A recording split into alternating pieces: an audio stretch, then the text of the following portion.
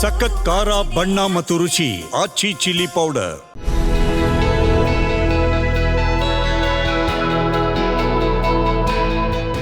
Karnataka CM ಸ್ಥಾನದ ಬಗ್ಗೆ ಬಹಳಷ್ಟು ಚರ್ಚೆಗಳು ವ್ಯಕ್ತವಾಗ್ತಾ ಇರುವಂಥದ್ದು. ಉಜ್ಜಯಿನಿಗೆ ಹೋಗಿ ಕರ್ನಾಟಕದ ಸಿಎಂ ಡಾಕ್ಟರ್ ಜಿ ಪರಮೇಶ್ವರ್ ಅವರು ಆಗಲೇಬೇಕು ಅಂತ ಖ್ಯಾತ ಉದ್ಯಮಿಯವರು ಪೂಜೆಯನ್ನು ಸಲ್ಲಿಸಿದ್ದಾರೆ. ಅವರು ಯಾರು, ಅವರ ಹಿನ್ನೆಲೆ ಏನು, ಅವರನ್ನೇ ಮಾತಾಡ್ಸ್ಕೊಂಡು ಬರ್ತೀನಿ. ಬನ್ನಿ ಅವರನ್ನ ಮಾತಾಡ್ಸ್ಕೊಂಡು ಬರೋಣ.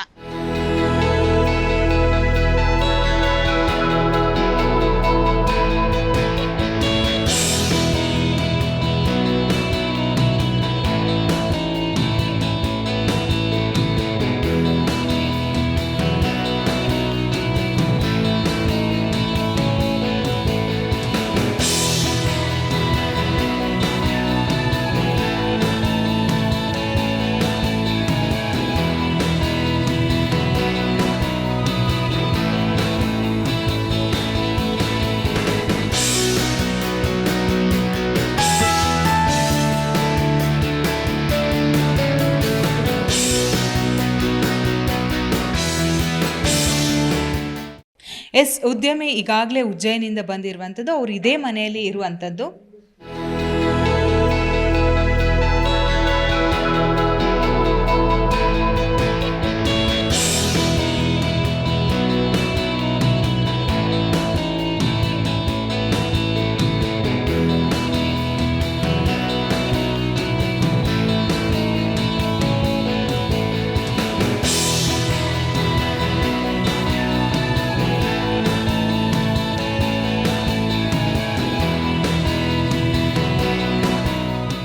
ಕರ್ನಾಟಕ ಸಿಎಂ ಸ್ಥಾನದ ಬಗ್ಗೆ ಬಹಳಷ್ಟು ಚರ್ಚೆಗಳು ವ್ಯಕ್ತವಾಗಿತ್ತು. ಆದರೆ ಸದ್ಯ ಬಹಳಷ್ಟು ಒಂದು ಸೈಲೆಂಟ್ ಆಗಿರುವಂಥದ್ದು. ಆದರೆ ಸಂಕ್ರಾಂತಿಯ ನಂತರ ಮತ್ತೊಮ್ಮೆ ಕ್ರಾಂತಿ ಕೂಡ ಶುರುವಾಗುತ್ತೆ ಅನ್ನೋ ಮಾತುಗಳು ಕೂಡ ಕೇಳಿ ಬರ್ತಾ ಇರುವಂಥದ್ದು. ಆದರೆ ಖ್ಯಾತ ಉದ್ಯಮಿಯಾಗಿರುವಂತಹ ಸುರೇಶ್ ರಾಜ್ ಅವರು ದಲಿತ ನಾಯಕ ಪರಮೇಶ್ವರ್ ಅವರು ಸಿಎಂ ಆಗಬೇಕಂತ ಉಜ್ಜಯಿನ್ಗೆ ತೆರಳಿ 3 ದಿವಸಗಳ ಕಾಲ ಉಪವಾಸ ಇದ್ದು ಅಲ್ಲಿ ಒಂದು ಪೂಜೆಯನ್ನು ಮಾಡಿ ಸಾಧುಗಳ ಜೊತೆನೇ ಇದ್ದುಕೊಂಡು ಪೂಜೆಯನ್ನು ನೆರವೇರಿಸಿ ಕರ್ನಾಟಕದ ಸಿಎಂ ಪರಮೇಶ್ವರ್ ಅವರು ಆಗಲೇಬೇಕು ಅನ್ನೋ ಒಂದು ಬೇಡಿಕೆಯನ್ನು ಕೂಡ ಇಟ್ಟಿದ್ದಾರೆ. ಸೊ ಸ್ವತಃ ಮಾತಾಡೋದಕ್ಕೆ ಅವರೇ ಇದ್ದಾರೆ. ಅಲ್ಲಿನ ಜರ್ನಿ ಹೇಗಿತ್ತು, ಅಲ್ಲಿ ಅವರು ಯಾವ ರೀತಿ ಪೂಜೆ ಹೋಮ ಹವನಗಳನ್ನು ಮಾಡಿದ್ರು, ಬನ್ನಿ ಅವ್ರನ್ನೇ ಮಾತಾಡಿಸ್ತಾ ಹೋಗುವ. ಸರ್, ನಿಜಕ್ಕೂ ಕೂಡ ಕರ್ನಾಟಕದಿಂದ ಅಲ್ಲಿಗೆ ತೆರಳಿ ಅಲ್ಲಿ ಹೋಗಿ ಪರಮೇಶ್ವರ್ ಅವರೇ ಸಿಎಂ ಆಗಬೇಕಂತ ಯಾರು ಕೂಡ ಇಲ್ಲಿವರೆಗೆ ಪ್ರಾರ್ಥನೆ ಮಾಡಿಲ್ಲ. ಬಟ್ ನೀವು ಹೋಗಿ ಅಲ್ಲಿ ಒಂದು ಕರ್ನಾಟಕದಲ್ಲಿ ಮತ್ತೆ ಕ್ರಾಂತಿ ಅಂದರೆ ಸಿಎಂ ದಲಿತ ನಾಯಕನಾಗಿ ಪರಮೇಶ್ವರ್ ಅವರು ಸಿಎಂ ಆಗಬೇಕು ಅನ್ನೋ ಒಂದು ಬೇಡಿಕೆ ಕೂಡ ನಿಮ್ಮದು ಈ ಹಿಂದೆ ಕೂಡ ಇತ್ತು. ಸೊ ಉಜ್ಜಯಿನಿಗೆ ಹೋಗಿ ಏನೆಲ್ಲ ಒಂದು ದೇವರ ಹತ್ರ ಒಂದು ಪ್ರಾರ್ಥನೆಯನ್ನು ಮಾಡಿದ್ದೀರಾ ಸರ್? ನಮಸ್ಕಾರ. ತಮಗೆಲ್ರಿಗೂ ನ್ಯೂಸು ವೀಕ್ಷಕರಿಗೆ ಎಲ್ರಿಗೂ ನಮಸ್ಕಾರ. ನಾನು ಉಜ್ಜಯಿನಿಗೆ ಹೋಗಿ ನಾನು ಪ್ರಾರ್ಥನೆ ಯಾವಾಗಲೂ ನಾನು ಬಿಸ್ನೆಸ್ ಮಾಡಬೇಕಾದ್ರೆ ಯಾವುದೇ ಒಂದು ಇದಿದ್ರೂ ಕೂಡ ನಾನು ಹೋಗ್ತಾಯಿದ್ದೆ. ಈ ಒಂದು ಸಲ ಬಂದ್ಬಿಟ್ಟು ಕರ್ನಾಟಕದಲ್ಲಿ ದಲಿತ ಸಿ ಎಮ್ ಎ ಆಗಬೇಕು ಅಂತ ಎಲ್ಲ ಬಡವರು ಪರವಾಗಿ, ಇಡೀ ಕರ್ನಾಟಕದ ಜನರ ಪರವಾಗಿ ದಲಿತರು ಒಬ್ಬ ಡಾಕ್ಟರ್ ಜಿ ಪರಮೇಶ್ವರ್ ಅವರೇ ಸಿ ಎಮ್ ಆಗಬೇಕು ಅಂತ ನಾನು ದೇವರಲ್ಲಿ ಹೋಗಿ ನನ್ನ ಬೇಡಿಕೆ ಮುಡಿಯನ್ನು ಇಟ್ಟು ನಾನಲ್ಲಿ ಒಳ್ಳೆ ಒಂದು ಭಕ್ತಿಯಿಂದ ಪ್ರೀತಿಯಿಂದ ಎಲ್ಲ ಜನರ ಪರವಾಗಿ ದೇವರು ಪಾದದ ಅಡಿಯಲ್ಲಿ ನಾನು ಕೇಳ್ಕೊಂಬಂದಿದ್ದೀನಿ. ಖಂಡಿತ 2026ರಲ್ಲಿ ಡಾಕ್ಟರ್ ಜಿ ಪರಮೇಶ್ವರ್ ಅವರು ಸಿ ಎಮ್ ಆಗ್ತಾರಂತ ನನಗೆ ವರ ಸಿಕ್ಕಿದೆ. ಅವ್ರು ಖಂಡಿತ ಆಗೇ ಆಗ್ತಾರೆ.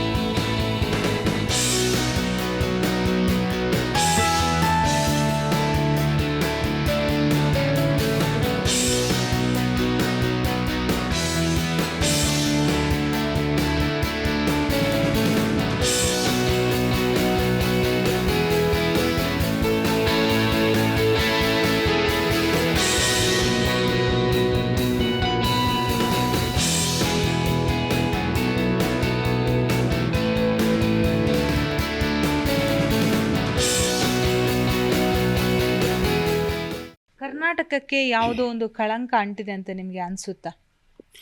ಖಂಡಿತ 78 ವರ್ಷ ಆಯಿತು ನಮಗೆ ಸ್ವಾತಂತ್ರ್ಯ ಸಿಕ್ಕಿ. 78 ವರ್ಷದಿಂದ ಇಲ್ಲಿ ದಲಿತನ ಯಾರನ್ನೂ ಬಂದ್ಬಿಟ್ಟು ಸಿ ಎಮ್ ಮಾಡಿಲ್ಲ. ಅವಕಾಶ ಇದ್ದರೂ ಕೂಡ ಅದನ್ನ ಯಾವುದೇ ಒಂದು ಕಾರಣ ಹೇಳ್ಕೊಂಡು ತಪ್ಪಿಸ್ಕೊಂಡು ಹೋಗ್ತಾಯಿದ್ರು. ಇವತ್ತು ಅಂಥವ್ರಿಗೆ ಎಲ್ರಿಗೂ ಒಳ್ಳೆ ಬುದ್ಧಿ ಕೊಡಲಿ ಅಂತ ಭಗವಂತನಲ್ಲಿ ನಾನು ಪ್ರಾರ್ಥನೆ ಮಾಡಿ ಎಲ್ರಿಗೂ ಒಳ್ಳೇದು ಮಾಡಪ್ಪ ಅಂತ ಇಡೀ ಕರ್ನಾಟಕದಲ್ಲಿರೋಂಥ ಜನರಿಗೆ ಎಲ್ರಿಗೂ ಒಳ್ಳೇದು ಮಾಡಂತ ದೇವರಲ್ಲಿ ಪ್ರಾರ್ಥನೆ ಮಾಡ್ಕೊಂಡು ಬಂದಿದ್ದೆ. ಓಕೆ, ಹೊಸ ಉರುಪು ಉಜ್ಜಯಿನಿಗೆ ಹೋಗಿ ಯಾವ ರೀತಿ ನೀವು 3 ದಿವಸಗಳ ಕಾಲ ಆ ಪೂಜೆಯನ್ನು ಆಗಿರ್ಬೋದು, ಹೋಮಗಳನ್ನು ನೆರವೇರಿಸಿದ್ರಿ ಸರ್? ಅಲ್ಲಿಂದ ನಾಗಾ ಸಾಧುಗಳು ನಮಗೆ ಸಿಕ್ಕೋದು ತುಂಬ ಕಷ್ಟ. ನನಗೆ ಒಬ್ಬರು ಯಾವಾಗಲೂ ಸುಮಾರು ವರ್ಷದಿಂದ ನನಗೆ ಅವರು ಪರಿಚಯ ಇದೆ. ಅವರು ಆಶೀರ್ವಾದ ಸದಾ ನನ್ನ ಮೇಲೆ ಇರುತ್ತೆ. ಅವರಲ್ಲಿ ಕೇಳಿದವಾಗ ಅವರು ಉಜ್ಜಯಿನಿಗೆ ಬನ್ನಿ, ಅಲ್ಲಿ ಬಂದ್ಬಿಟ್ಟು ನೀವು ಸ್ನಾನ ಮಾಡಿದವಾಗ ನಾನು ಕೆಲವೊಂದು ಹೋಮ ಪೂಜೆ ಮಾಡ್ತೀನಿ ಅಂತ ಹೇಳಿದ್ರು. ನಾನು ಅಲ್ಲಿ ಹೋದವಾಗ ಅಲ್ಲಿ ಸೆಂಟ್ರಿನಲ್ಲಿ ನಾನು ಕಿನಾರ ಅಂದರೆ ಸೈಡ್ನಲ್ಲಿ ಹೋಗಿ ಸ್ನಾನ ಮಾಡಿಲ್ಲ. ನಾನು ನದಿ ಸೆಂಟ್ರಿನಲ್ಲಿ ಹೋಗಿ 2 ನದಿಗಳು ಸೇರುತ್ತೆ. ಈ ಗಂಗಾ ಯಮುನಾ ಏನಿರುತ್ತೋ ಆ ಕಲರ್ ಯೂಷನ್ಸ್ನಲ್ಲಿ ಕಳಿಸುತ್ತೆ. ಒಂದು ಬ್ರೌನು ಒಂದು ಬ್ಲೂ ಇರುತ್ತೆ.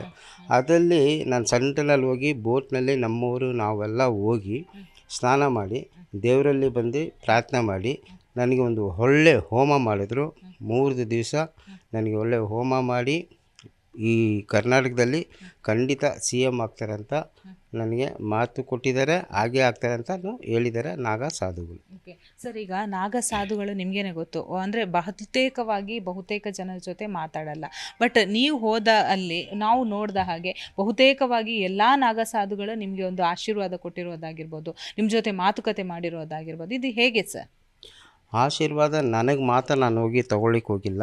ನಾನು ಇಡೀ ರಾಜ್ಯದ ಜನರ ಪರವಾಗಿ ಹೋಗಿದ್ದೆ. ಇಡೀ ರಾಜ್ಯಕ್ಕೆ ಒಳ್ಳೆಯದಾಗಬೇಕಂತ ಹೋಗಿದ್ದೆ. ನಾನು ರಾಜಕೀಯದಲ್ಲಿಲ್ಲ, ಯಾವುದೇ ಒಂದು ಸಂಘದಲ್ಲಿಲ್ಲ, ಯಾವುದೇ ಒಂದು ಇದರಲ್ಲಿಲ್ಲ. ನಾನು ಒಂದು ಕಾಮನ್ ಮ್ಯಾನ್ ಆಗಿ ನಾನು ಹೋಗಿ ಜನರ ಪರವಾಗಿ ನಾಡಿಗೆ ಎಲ್ಲದಕ್ಕೂ ಒಳ್ಳೆಯದಾಗಬೇಕು. ಯಾಕೆ ನಾನು ಡಾಕ್ಟರ್ ಜಿ ಪರಮೇಶ್ವರ ಅವರೇ ಆಗಬೇಕು ಅಂದರೆ ಅವ್ರಿಗೆ ಯಾವುದೇ ಒಂದು ಕಳಂಕ ಇಲ್ಲ. ಒಳ್ಳೆ ಮನುಷ್ಯ, ಬಾಯಿ ಶುದ್ಧ, ಕೈ ಶುದ್ಧ, ಎಲ್ಲರನ್ನೂ ಒಳ್ಳೆ ರೀತಿಯಲ್ಲಿ ನಿಭಾಯಿಸ್ಕೊಂಡು ಹೋಗ್ತಾರೆ. ಅವ್ರನ್ನ ಸುಮಾರು ವರ್ಷದಿಂದ ನಾವು ಫಾಲೋ ಮಾಡ್ತಾಯಿದ್ದೀನಿ. ಅವ್ರನ್ನೇನು ಮಾಡಿದರೆ ಒಂದು ನಾಡಿಗೂ ಒಳ್ಳೆಯದಾಗತ್ತೆ, ಪ್ಲಸ್ಸು ದಲಿತರಿಗೂ ನ್ಯಾಯ ಸಿಕ್ಕತ್ತೆ ಅಂತ ನನ್ನ ಭಾವನೆ. ಸರ್, ಈಗ ಕರ್ನಾಟಕದಲ್ಲಿ ನಿಮಗೇನು ಗೊತ್ತು, ದಲಿತ ನಾಯಕರನ್ನು ಯಾರನ್ನು ಕೂಡ ಇಲ್ಲಿವರೆಗೆ ಸಿ ಎಂ ಮಾಡಿಲ್ಲ.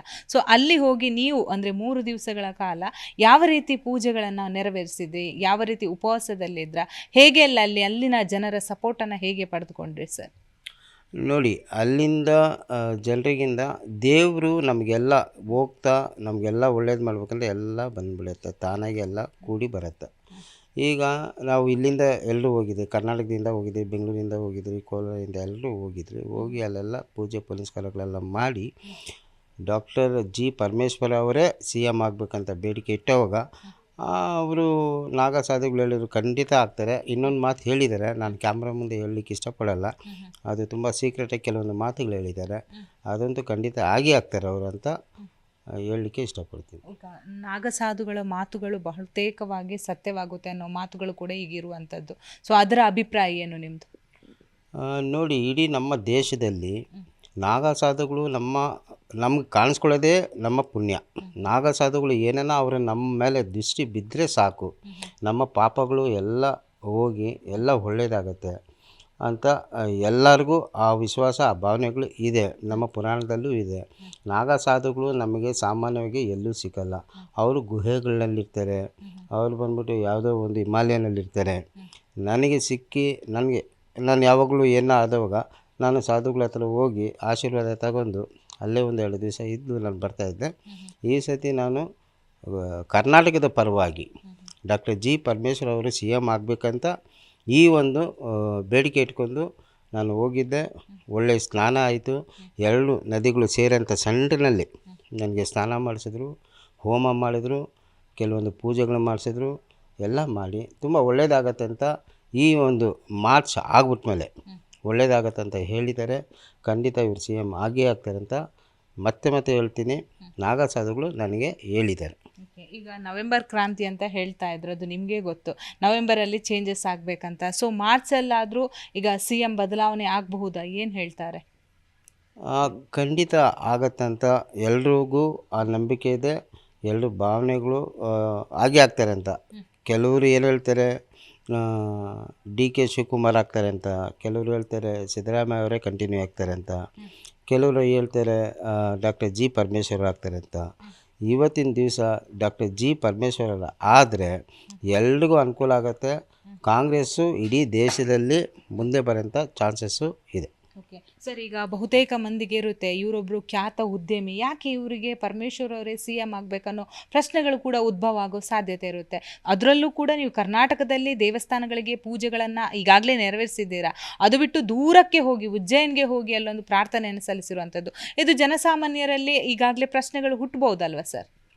ಈಗ ಡಾಕ್ಟರ್ G ಪರಮೇಶ್ವರ್ ಅವರು CM ಆದರೆ ಅವರು ಇಡೀ ನಮ್ಮ ನಾಡಿಗೆ, ಕರ್ನಾಟಕ ನಾಡಿಗೆ ಅವರು ಒಬ್ಬ CM ಆಗ್ತಾರೆ. ಅವರಿಂದ ಬಡವರಿಗೆ, ಬಗ್ಗರಿಗೆ, ದಲಿತರಿಗೆ, ಹಿಂದುಳಿದವ್ರಿಗೆ ಎಲ್ರಿಗೂ ಒಳ್ಳೆಯದಾಗತ್ತೆ. ಈಗ ನಾನು ಎಲ್ಲರೂ ಹೆಸರು ಎತ್ಕೊಂಡ್ಬಿಟ್ಟು ನಾನು ಹೇಳಲಿಕ್ಕಾಗಲ್ಲ. ಒಬ್ಬರು ಲೀಡ್ರ್ ಹೆಸರು ಹೇಳಿದರೆ ಅವರು ಥ್ರೂ ಎಲ್ಲ ಇಡೀ ಕರ್ನಾಟಕಕ್ಕೆ ಒಳ್ಳೆಯದಾಗತ್ತಲ್ವ. ಅದರಿಂದ ನಾನು ಅವ್ರ ಹೆಸರು ಎತ್ಕೊಂಡು ಅವ್ರು CM ಆದರೆ ಇಡೀ ನಾಡಿಗೆ ಎಲ್ಲ ಜನಾಂಗದವ್ರಿಗೂ ಒಳ್ಳೆಯದಾಗತ್ತೆ ಅಂತ ನಾನು ಅವ್ರ ಹೆಸರು ಎತ್ಕೊಂಡು ಅವರಲ್ಲಿ ಪೂಜೆ ಮಾಡಿ ಅವರು CM ಆಗಬೇಕಂತ ನಾನು ಹೋಗಿದ್ದೀನಿ. ಇದು ಯಾರೇ ವಿರುದ್ಧವಾಗೂ ಅಲ್ಲ, ಯಾರು ಇದು ಅಲ್ಲ. ಅವರಾದರೆ ಇಡೀ ಕಾಂಗ್ರೆಸ್ಸಿಗೆ ಒಳ್ಳೆಯದಾಗತ್ತೆ ಅಂತ ನನ್ನ ಭಾವನೆ. ಇಡೀ ಕರ್ನಾಟಕದ ಜನರು ಮಾತಾಡ್ಕೊಳ್ಳೋಂಥ ಮಾತು. ಓಕೆ, ಸೊ ನಿಮ್ಮ ಉಜ್ಜಯಿನಿ ಜರ್ನಿ ಹೇಗಿತ್ತು? ಅಲ್ಲಿ ನೀವು ಏನೆಲ್ಲ ಅಂದರೆ ಅನುಭವಿಸಿದ್ರೆ? ಈಗ ನಿಮಗೇನು ಗೊತ್ತು, ವಾತಾವರಣ ಬಹಳಷ್ಟು ಏರುಪೇರು ಇರುತ್ತೆ. ಆ ಚಳಿಯಲ್ಲಿ ಯಾವ ರೀತಿ ಪೂಜೆಗಳನ್ನೆಲ್ಲ ನೆರವೇರಿಸಿದ್ರೆ? ಅದರಲ್ಲೂ ಕೂಡ ನಡು ನೀರಲ್ಲಿ ಹೋಗಿ ಸ್ನಾನ ಮಾಡಿದ್ದೀರಾ ಅಂತ ಹೇಳ್ತಾ ಇದ್ದೀರಾ. ಈಗ ನೋಡಿ, ಈಗ ಚಳಿಗಾಲದಲ್ಲಿ ಅಲ್ಲಿ ಬಂದ್ಬಿಟ್ಟು ಟೆಂಪ್ರೇಚರ್ 8 ಇತ್ತು. ಬೆಳಿಗ್ಗೆ ಅಷ್ಟೊತ್ತಿಗೆ ಹೋಗಿ ಅದರಲ್ಲಿ ಸ್ನಾನ ಮಾಡೋದಂದರೆ ತುಂಬ ಕಷ್ಟ ಆಗುತ್ತೆ. ಏನೇ ಕಷ್ಟ ಆದರೂ ಕೂಡ ನಾವು ಇನ್ನೊಬ್ಬರಿಗೋಸ್ಕರ ನಾವು ಬದುಕ್ತೀರಿ, ಇನ್ನೊಬ್ರಿಗೋಸ್ಕರ ನಾವು ಒಳ್ಳೇದು ಬಯಸಿರಿ ಅಂದರೆ ಇದೆಲ್ಲ ಲೆಕ್ಕಕ್ಕೆ ಬರಲ್ಲ. ಇನ್ನೊಬ್ರಿಗೋಸ್ಕರ ನಾವು ಒಳ್ಳೇದು ಮಾಡ್ತೀರಿ ಅಂದರೆ ನಾವು ಇದೆಲ್ಲ ನೋಡಲಿಕ್ಕೂ ಆಗಲ್ಲ. ನನಗೊಂದು ಸ್ವಲ್ಪ ಕಷ್ಟ ಇದ್ದರೂ ಕೂಡ ಇಡೀ ನಾಡಿನ ಜನಕ್ಕೆ ನನ್ನಿಂದ ಒಳ್ಳೆಯದಾಗತ್ತೆ ಅಂದರೆ ನಾನು ಈ ಥರ ಮಾಡಲಿಕ್ಕೆ ನಂದು ಏನು ಅಭ್ಯಂತರ ಇಲ್ಲ. ನಾನು ಯಾವಾಗಲೂ ಈ ಥರ ಮಾಡಲಿಕ್ಕೆ ನಾನು ಇಷ್ಟಪಡ್ತೀನಿ. ಅದು ಡಾಕ್ಟರ್ G ಪರಮೇಶ್ವರ್ ಅವರು CM ಆದರೆ ಇಡೀ ನಾಡಿಗೆ ಒಳ್ಳೆಯದಾಗಂತ ಆ ಒಂದು ನಂಬಿಕೆ ಇಟ್ಕೊಂಡು ನಾನು ಮಾಡ್ತಾಯಿದ್ದೀನಿ.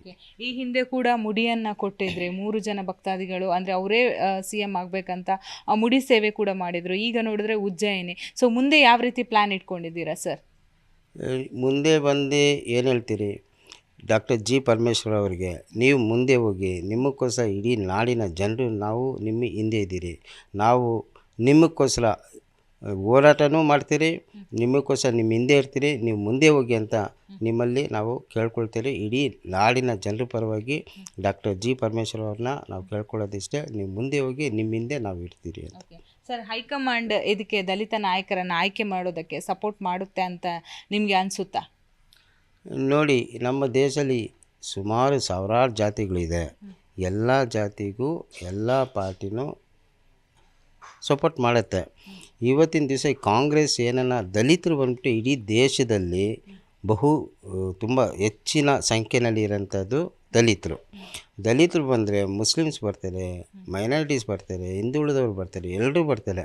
ಅವ್ರನ್ನ ಹಂಗೆ ಇಟ್ಕೊಂಡಿದ್ದಾರೆ. ದೇಶ ಹಿಂದೆ ಹೋಗುತ್ತೆ ಹೊರತು ಮುಂದೆ ಹೋಗಲ್ಲ.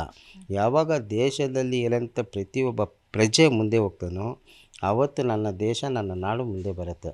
ಅದರಿಂದ ಪ್ರತಿಯೊಬ್ಬ ವ್ಯಕ್ತಿನೂ ಮುಂದೆ ಬರಬೇಕಂದ್ರೆ, ಈಗ ಎಲ್ಲರೂ ಹೇಳ್ತಾರೆ ದಲಿತರು ಯಾರನ್ನ ಬಡವರು ಅಂದರೆ ದಲಿತರಪ್ಪ ಅಂತ ಹೇಳ್ತಾರೆ. ಆ ದಲಿತರನ್ನ ನೀವು ಮುಂದೆ ತಗೊಂಬನ್ನಿ.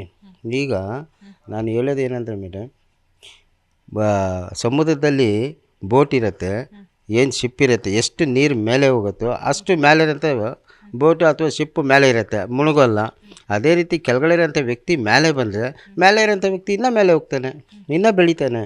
ಅದರಿಂದ ದಲಿತರು ಈ ದೇಶದಲ್ಲಿ ಯಾವತ್ತು ಯಾರು ಬಡವರು ಇರಲ್ವೋ ಆವತ್ತು ನನ್ನ ದೇಶ ತುಂಬ ಸೂಪರು ದೇಶ, ನಮ್ಮ ನಾಡು ಆಗುತ್ತೆ ಅಂತ ಹೇಳೋಕ್ಕೆ ಇಷ್ಟಪಡ್ತೀನಿ. ಓಕೆ, ಈಗ ಡಾಕ್ಟರ್ ಜಿ ಪರಮೇಶ್ವರ್ ಅವರು ನಿಮಗೇನೆ ಗೊತ್ತು, ಗೃಹ ಇಲಾಖೆಯಲ್ಲಿ ಭಾಳಷ್ಟು ಒಂದು ಹೆಸರುವನ್ನು ಮಾಡಿರೋರು. ಯಾಕಂದರೆ ಈ ಹಿಂದೆ ಕೂಡ ಗೃಹ ಇಲಾಖೆಯನ್ನು ಅವರು ಕೈಯಲ್ಲಿಟ್ಕೊಂಡು ಬಹುತೇಕವಾಗಿ ಅಂದರೆ ನಮ್ಮ ಸಮಾಜದಲ್ಲಿ ಯಾವುದೇ ರೀತಿಯಾದಂತಹ ಕೃತ್ಯಗಳು ನಡೆಯದ ರೀತಿ ನೋಡ್ಕೊಂಡವರು. ಈಗ ಕೂಡ ಕರ್ನಾಟಕದಲ್ಲಿ ಬಹುತೇಕವಾಗಿ ಗಲಭೆಗಳು ಆಗದಂತೆ ಅವರು ನೋಡ್ಕೋತಾ ಇದ್ದಾರೆ.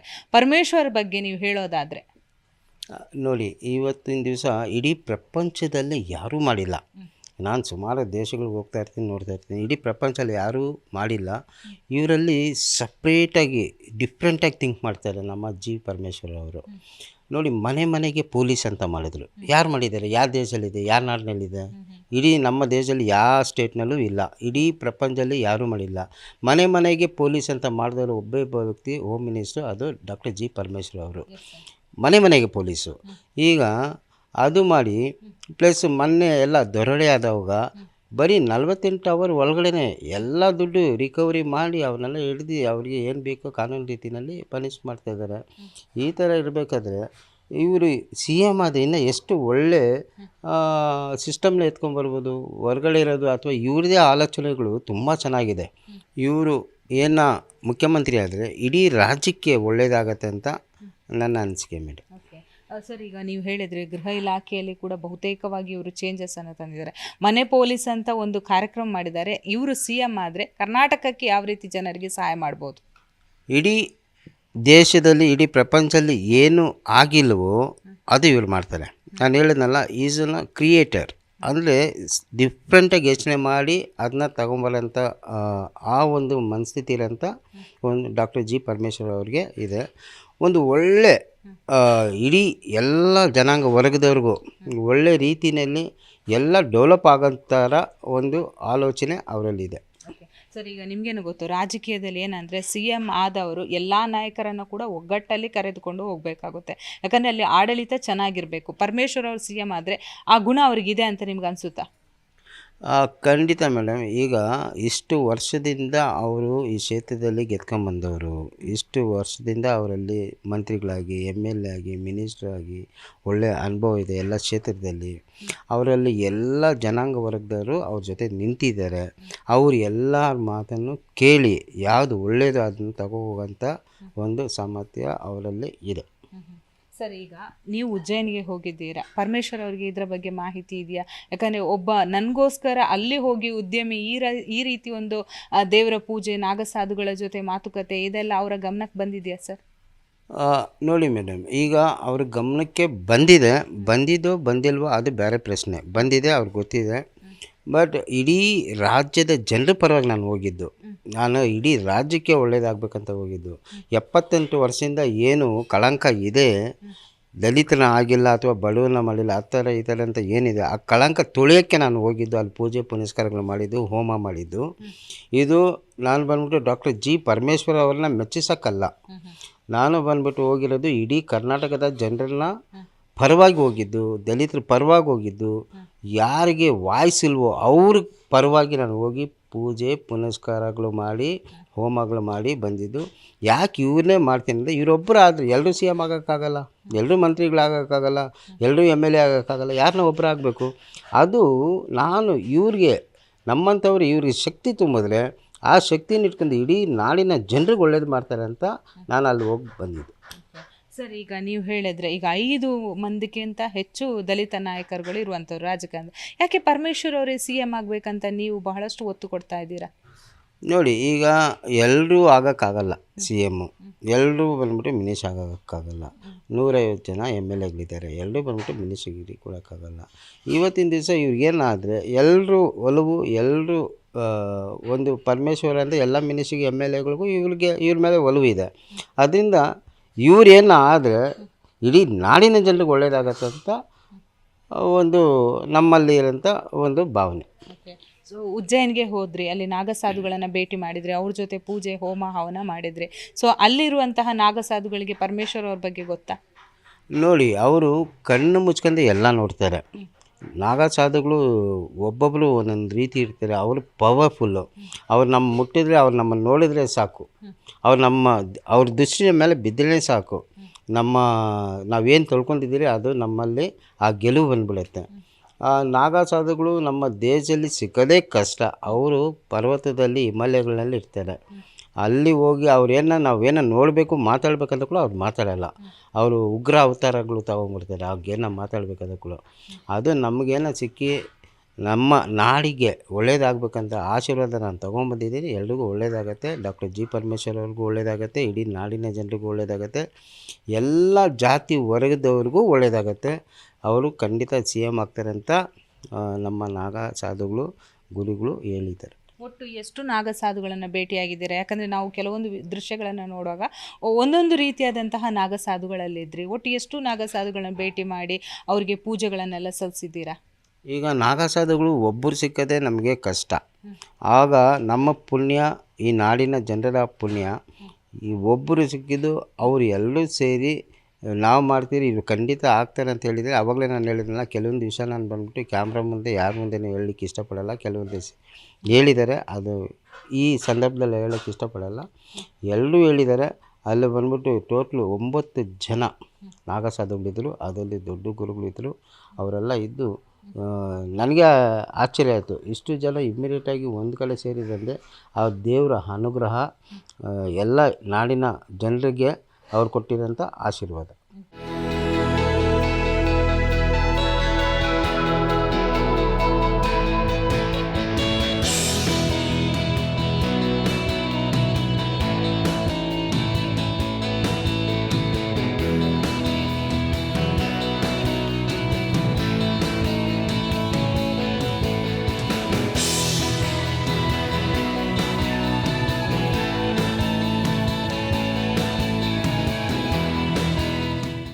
ನೀವಲ್ಲಿ ನಾವು ನೋಡಿದ ಹಾಗೆ ಅವರ ಭಾವಚಿತ್ರಗಳನ್ನು ಹಿಡಿದುಕೊಂಡು ತೆಂಗಿನಕಾಯಿ ಹೊಡೆದು ಹೋಮಗಳನ್ನು ಮಾಡಿಕೊಂಡು ಅದನ್ನೆಲ್ಲ ಮಾಡಿದ್ದೀರಾ.